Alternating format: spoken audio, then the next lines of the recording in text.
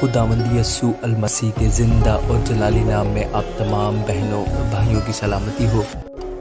پہلا کرنتھیوں اس کا 12واں باب۔ اے بھائیو، میں نہیں چاہتا کہ تم روحانی نعمتوں کے بارے میں بے خبر رہو۔ تم جانتے ہو کہ جب تم غیر قوم تھے تو گونگے بتوں کے پیچھے جس طرح کوئی تم کو لے جاتا تھا اسی طرح جاتے تھے۔ بس میں تمہیں جتاتا ہوں کہ جو کوئی خدا کی روح کی ہدایت سے بولتا ہے وہ نہیں کہتا کہ یسوع ملعون ہے، اور نہ کوئی روح القدس کے بغیر کہہ سکتا ہے کہ یسوع خداوند ہے۔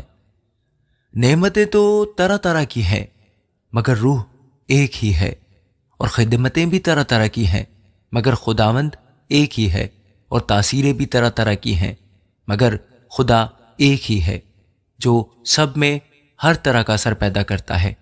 لیکن ہر شخص میں روح کا ظہور فائدہ پہنچانے کے لیے ہوتا ہے، کیونکہ ایک کو روح کے وسیلے سے حکمت کا کلام عنایت ہوتا ہے اور دوسرے کو اسی روح کی مرضی کے موافق علمیت کا کلام، کسی کو اسی روح سے ایمان اور کسی کو اسی ایک روح سے شفا دینے کی توفیق، کسی کو معجزوں کی قدرت، کسی کو نبوت، کسی کو روحوں کا امتیاز، کسی کو طرح طرح کی زبانیں، کسی کو زبانوں کا ترجمہ کرنا۔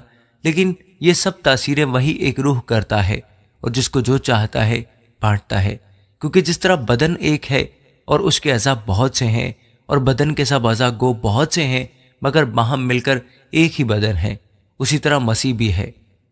کیونکہ ہم سب نے خواہ یہودی ہوں خواہ یونانی، خواہ غلام خواہ آزاد، ایک ہی روح کے وسیلہ سے ایک بدن ہونے کے لیے بپتسمہ لیا، اور ہم سب کو ایک ہی روح پلایا گیا۔ چنانچہ بدن میں ایک ہی عضو نہیں بلکہ بہت سے ہیں۔ اگر پاؤں کہے چونکہ میں ہاتھ کا نہیں اس لیے بدن کا نہیں، تو وہ اس سبب سے بدن سے خارج تو نہیں، اور اگر کان کہیں چونکہ میں آنکھ نہیں اس لیے بدن کا نہیں، تو وہ اس سبب سے بدن سے خارج تو نہیں۔ اگر سارا بدن آنکھ ہی ہوتا تو سننا کہاں ہوتا؟ اگر سننا ہی سننا ہوتا تو سونگھنا کہاں ہوتا؟ مگر فی الواقع خدا نے ہر ایک عضو کو بدن میں اپنی مرضی کے موافق رکھا ہے۔ اگر وہ سب ایک ہی عضو ہوتے تو بدن کہاں ہوتا؟ مگر اب اعضاء تو بہت سے ہیں مگر بدن ایک ہی ہے۔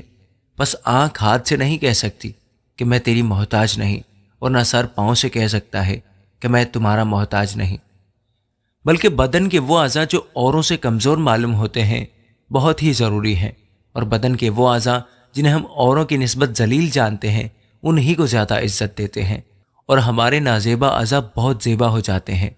حالانکہ ہمارے زیبا اعضاء محتاج نہیں، مگر خدا نے بدن کو اس طرح مرکب کیا ہے کہ جو عضو محتاج ہے اسی کو زیادہ عزت دی جائے، تاکہ بدن میں تفرقہ نہ پڑے بلکہ اعضاء ایک دوسرے کی برابر فکر کریں۔